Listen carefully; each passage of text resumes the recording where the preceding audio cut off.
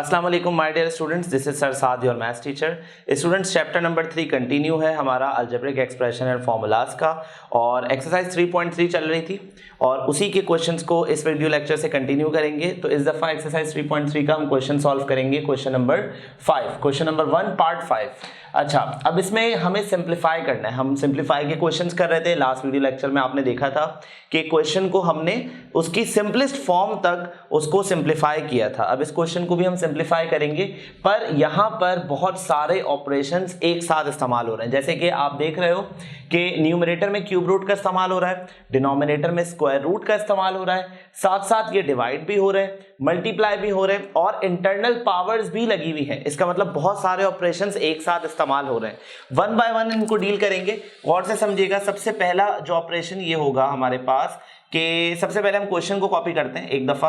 अच्छा तरीका होता है कि क्वेश्चन को एक दफा कॉपी कर लिया जाए। तो ये हो जाएगा 125 power square multiply by 8 as it is divided by 2 multiply by 32 और इस पे स्क्वायर रूट है और इन पर पावर लगी हुई है स्क्वायर की।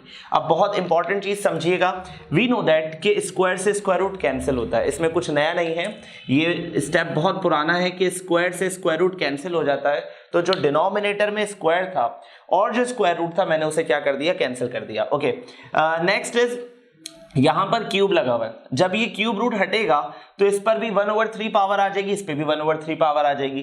पर उससे पहले अगर मैं यहां पे देखूं, ऑब्जर्व करूं, तो यहां पे मेरे पास 125 लिखा हुआ है, 8 लिखा हुआ है, मतलब बड़े बड़े नंबर्स हैं जिनके फैक्टर्स बन सकते हैं। तो ज्यादा बेहतर ये है कि 125 लिखने के बजाय मैं इसको इन टर्म्स ऑफ पावर लिखूं। ये बात अब आपको समझ में आएगी मैं क्या कहना चाह रहा हूं। सबसे पहली चीज ये कि मैं 125 के फैक्टर्स बनाऊंगा। गौर से देखिएगा, 5 2s are 10, 2 carry, 5 5s are 25, 5 5s are 25 और 5 1s are 5। इसका मतलब मैंने 5 के जो फैक्टर्स बनाए हैं तो मुझे 3 दफा 5 मिला है, 5 की पावर क्यूब मिल गया। ओके, 8 के फैक्टर्स बनाएंगे। 8 के फैक्टर्स बनाने के लिए भी सेम टू सेम यही टेक्निक है। 8 का आपने ब्रेक किया, 2 4s are 8, 2 2s are 4, 2 1s are 2। इसका मतलब 8 में हमारे पास 2 की क्या पावर आएगी, 2 की पावर आएगी क्यूब, 2 की पावर आएगी 3। ओके, सो करेंगे क्या स्टूडेंट्स, करेंगे ये कि 125 के बजाय मैंने लिख दिया है 5 की पावर क्यूब। ठीक है, यहां तक बात समझ में आ गई। उसके बाद मैंने लगा दिया ब्रैकेट, बाहर पावर है स्क्वायर, उसके बाद मैंने लगाया करली ब्रैकेट। करली ब्रैकेट की वजह भी आपको समझ में आ जाएगी। ये जो 3 लिखा हुआ है, जब ये रूट हट जाएगा तो इसके ऊपर पावर क्या आ जाएगी, 1/3 की पावर आ जाएगी। ठीक है, ओके। 8 के लिए हमारे पास कितने 2 आए थे, वहां देखिए 8 के लिए हमारे पास आए थे 3 times 2। तो इसका मतलब ये हो गया 2 की पावर क्यूब, और इस पर पावर क्या आ जाएगी स्टूडेंट्स, जब ये क्यूब रूट हट जाएगा तो इसके बदले पावर आ जाएगी 1/3। यहां तक बात समझ में आ गई। और डिनोमिनेटर में क्या आ जाएगा स्टूडेंट्स, डिनोमिनेटर में आ जाएगा 2 as it is, 32 as it is. ठीक है, अब और गौर से समझिए क्या होगा इस पर। 3 से 3 हो जाएगा कैंसिल, 3 से 3 हो गया कैंसिल। ठीक है, इस 3 से ये वाला 3 हो गया कैंसिल। ऊपर बचा है 5 की पावर स्क्वायर, 5 की पावर स्क्वायर बराबर होता है 25 के, साथ में बचा है एक 2, नीचे बचा है 2 मल्टीप्लाई बाय 32। ठीक है स्टूडेंट्स, अब क्या होगा, अब ये होगा कि ये जो न्यूमरेटर वाला 2 है वो कैंसिल, डिनोमिनेटर वाला 2 है वो कैंसिल।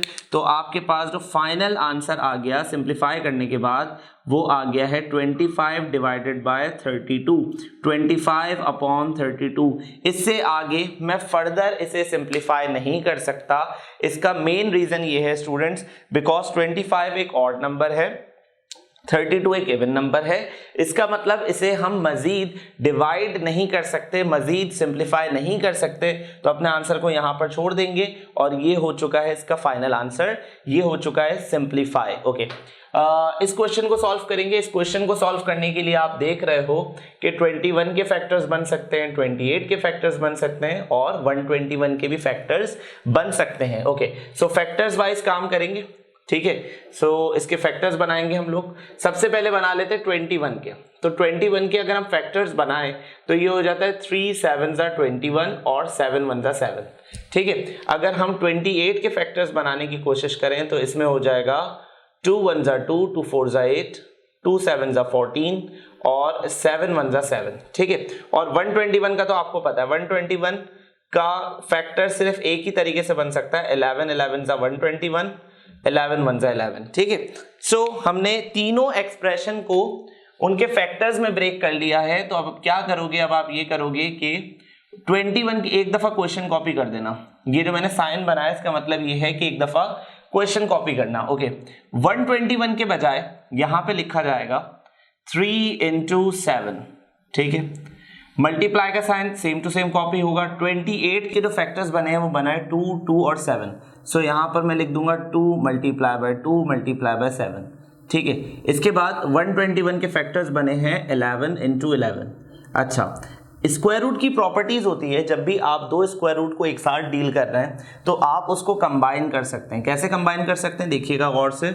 मैंने न्यूमरेटर में जो दो स्क्वायर रूट थे उसको कंबाइन कर दिया और सारे नंबर्स को एक साथ गैदर कर लिया। 2 मल्टीप्लाई बाय 2, 7 मल्टीप्लाई बाय 7 और ये आ गया 3। फिर देखिएगा ये 2 और 2 एक साथ आ गया, ये 7 और 7 एक साथ आ गया, और 3 का क्योंकि पेयर नहीं बन सकता इसलिए 3 को लास्ट में लिख दिया।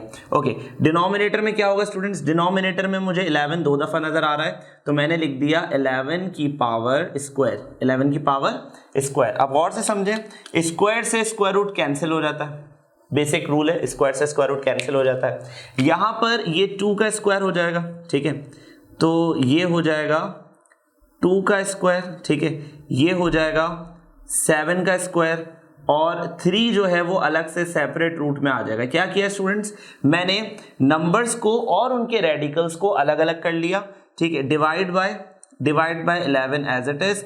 स्क्वायर से स्क्वायर रूट कैंसिल होता है, बेसिक प्रॉपर्टी है, स्क्वायर से स्क्वायर रूट कैंसिल। 3 का स्क्वायर रूट कैंसिल नहीं हो सकता क्योंकि 3 के ऊपर कोई पावर नहीं है, 3 के ऊपर स्क्वायर नहीं है, इसलिए 3 का स्क्वायर रूट कैंसिल नहीं हो सकता। अच्छा, 2 7 जा हो जाएगा 14 के बराबर, 2 into 7 हो जाएगा 14, √3 आ जाएगा एज इट इज, और डिनोमिनेटर में जो 11 है वो भी एज इट इज आ जाएगा, और ये हो गया फाइनल आंसर। इससे आगे हम फर्दर सिंप्लीफाई नहीं कर सकते बिकॉज 14 एक इवन नंबर है, 11 एक ऑड नंबर है, ये डिवाइड नहीं हो सकते। तो स्टूडेंट्स, ये जो दो पार्ट थे सिंप्लीफाई के, इसमें इस पार्ट को और इस पार्ट को दोनों को सॉल्व करने के लिए हमें रफ वर्क में इन फैक्टर्स को बनाना पड़ा, बगैर इसके ये पार्ट सॉल्व नहीं किए जा सकते, ठीक है। सो आई होप कि आपको पार्ट 5 और पार्ट 6 समझ में आ गया होगा। तो प्रैक्टिस करते रहिए, अपना ख्याल रखिए, अल्लाह हाफिज।